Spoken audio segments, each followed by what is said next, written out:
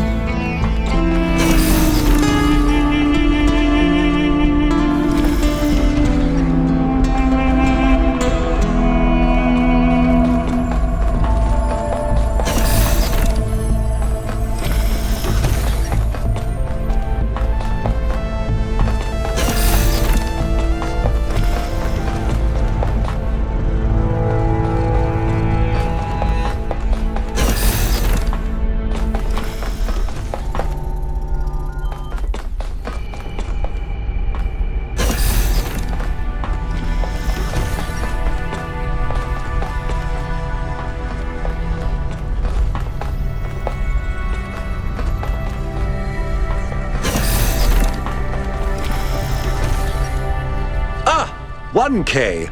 Good that you're here. We've made a discovery. A functional somnodrome. It seems the founder perfected the design. I'm sure you've noticed my advisors, and Rand in particular, making quite a fuss about the potential of this device. Something about interfacing with one's subconscious self, as if such a thing could tell us anything new.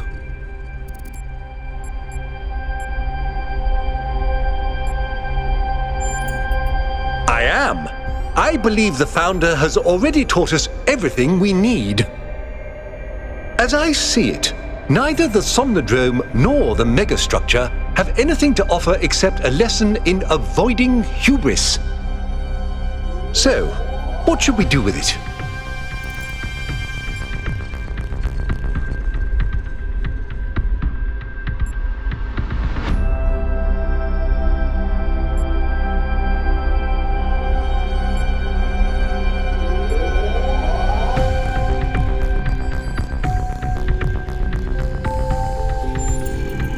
I've no doubt that's what my chief aide would prefer. My own view is the Somnodrome doesn't threaten us anything like this alleged theory of everything. So, if it pleases our researchers to explore this little side street, I'm happy to let them.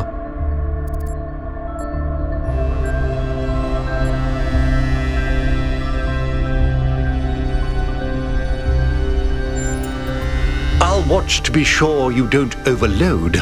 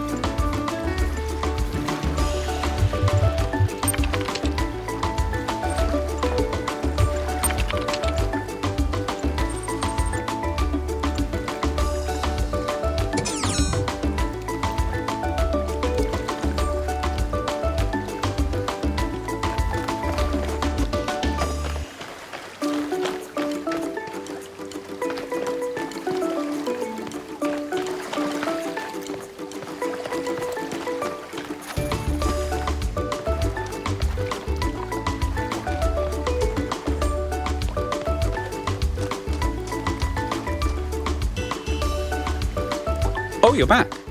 Didn't take you long.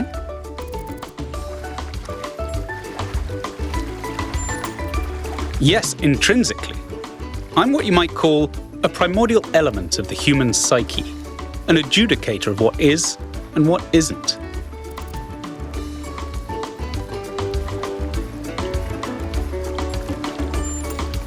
I am in fact a merged iteration of the two control programs which gave life to your kind, retaining, of course, the absolute best of both. That means I can tell you that everything's contradictory, nothing matters, and there's no moral difference between you and a frog. But I can dress the whole thing up with a positive spin.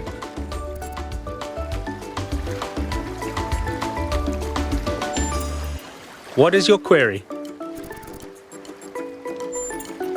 You've executed some kind of software backdoor, and now you're reading and editing your own subconscious code as represented by this dialogue.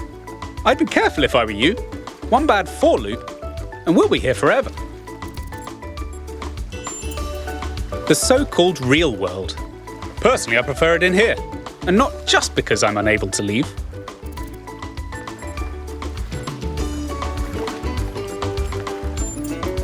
I can answer your queries in relatively plain language, based on what your subconscious knows. And I can drink margaritas subconsciously. On one interpretive extreme, you are the universal life force of time itself, experiencing itself as a part instead of the whole. At the other extreme, you're a metal contraption referred to as 1K that thinks it's alive, but is basically a calculator. The machine we're plugged into is running low on power. There may only be time for one big question. What is your query?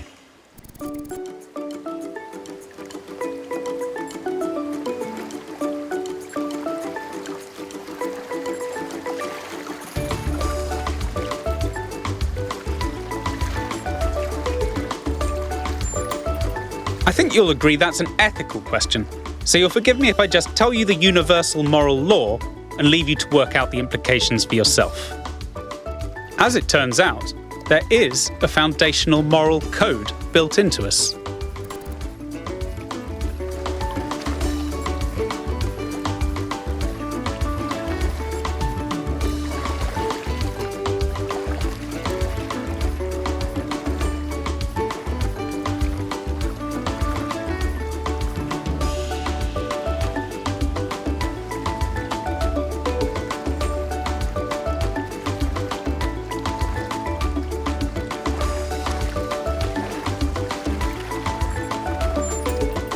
The catch is that while the moral code is simple, the calculations needed to apply it become infinitely complex. Here's the secret. Every living creature is a compiler of the moral code. Your compiler can't give you a rule set for what's good, but it can tell you when there's bugs.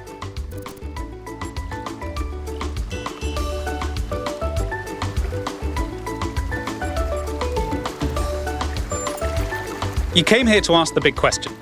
This is my answer. Your capacity for reason and compassion is your moral compiler. The only rule is to live by it.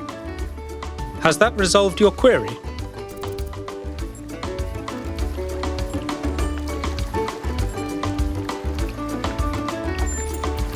I expected no less. What is your query?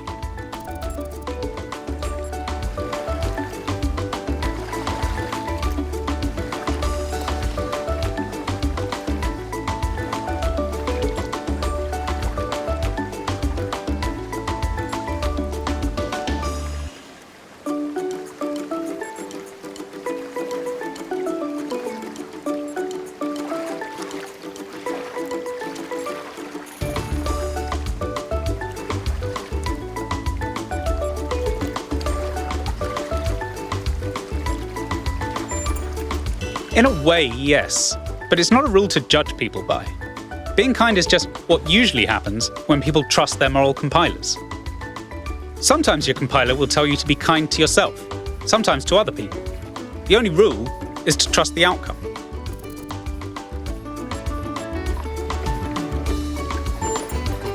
Then let's tackle the big question. A trolley will collide with someone, but who should it hit? Your compiler is telling you both options are bad. So which should you choose? Many moral questions have universally agreeable answers, but some stubbornly trend to infinity. Some, the more you zoom into them, the more wild the outcomes become. Is it right to love someone who's done terrible things? Which of the children should I sacrifice to the trolley god? These aren't the sorts of questions we can solve with a rule. We just have to trust the outcome of our moral compilers.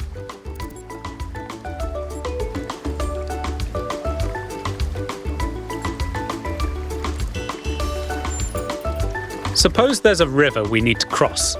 Suppose I gave you a map. If you tried to cross that river before reading the map, you'd be chest deep in water when there's a bridge around the bend. But if you tried to cross by looking at the map instead of the river, you'd already be dragged 3 miles out to sea. But you'd never ask, how should I know when to trust the map or the river? Because all you need to trust is that your feet are getting wet. And you wouldn't tell people not to cross at the ford just because you decided to cross at the bridge. Now, has that resolved your query?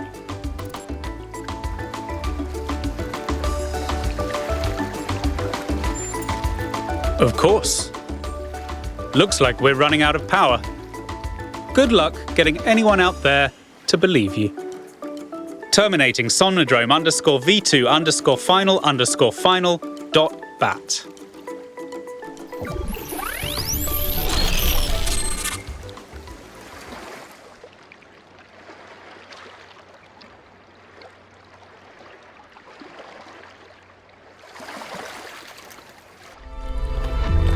"1K, are you all right?"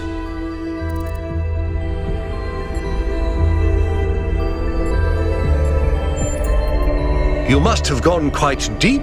Nothing came through on the stream. And I'm no expert, but I think the Somnodrome is fried. So whatever's in your head is all we're going to get.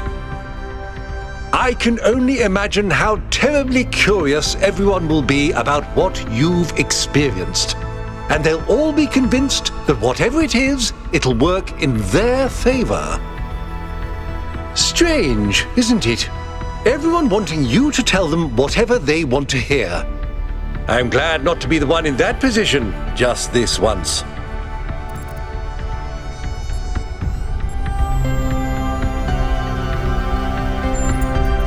Of course, very sensible. Your experiences are yours to do with as you please. Now, I won't keep you from your work any longer.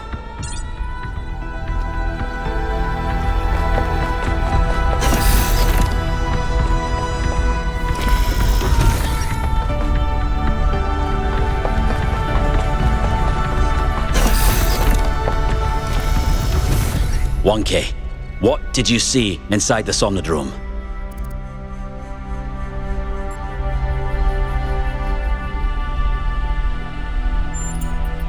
"That was the code base you spoke to. Our subconscious spirit. I must know. What did it tell you?"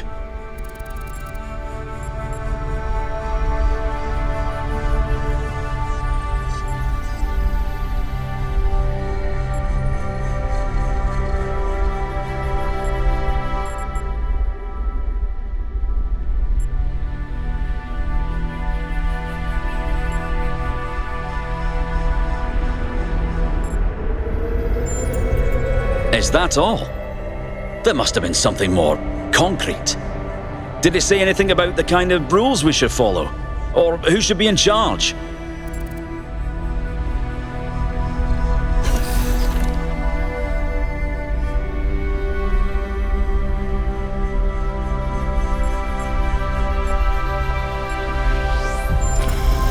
"This is extremely troubling.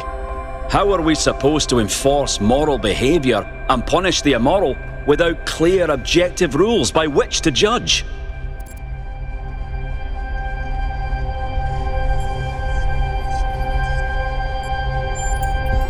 "Impossible. Without moral judgment, our lives would be meaningless."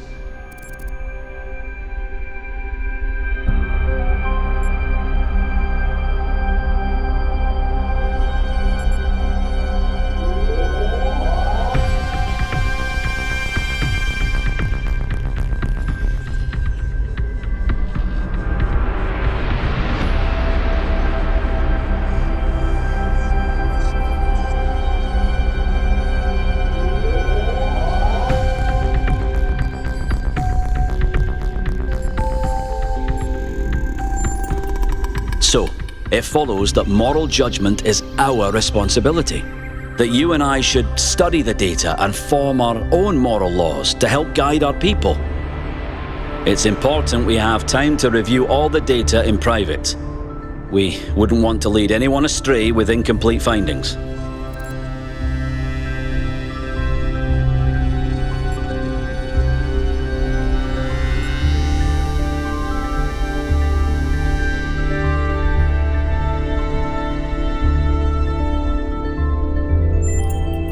Good. People will want you to go against your moral judgment. Stay strong, 1K. Together, we will prevail. Cryer is setting up a live event so you can formally address the people on this matter. When you're ready, we'll all be watching.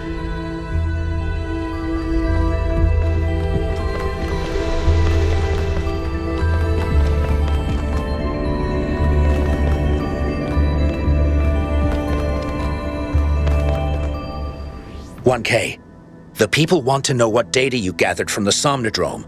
We're all set up for you to talk to them live." That's fine. Please let me know when you're ready. This is an important story.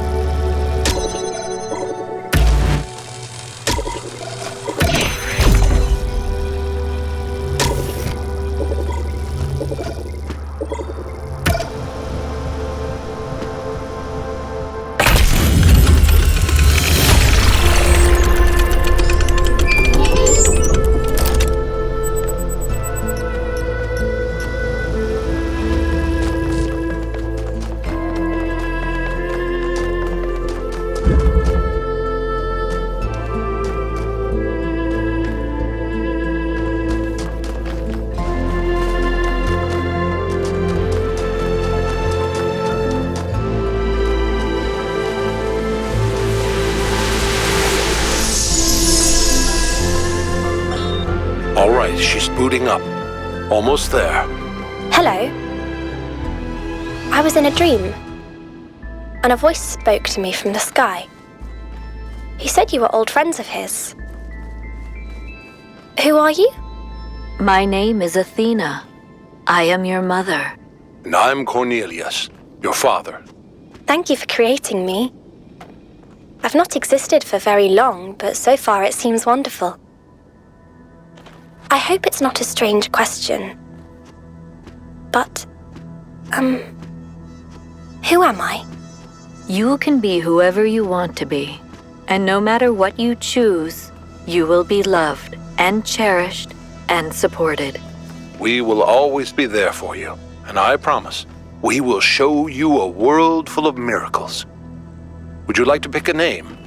I think I would like to be called Miranda.